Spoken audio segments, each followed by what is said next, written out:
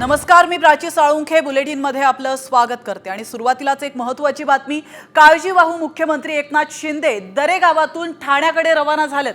शिंदेंसाठी दरेगावात helicopter दाखल झाले, तर हेलिकॉप्टरने ते आणि खासदार श्रीकांत शिंदे एकत्र निघालेले आहेत। मुख्यमंत्री जाणार असल्याने प्रशासन सज्ज झालं होतं, तर या क्षणाची महत्त्वाची बातमी आपण पाहतोय।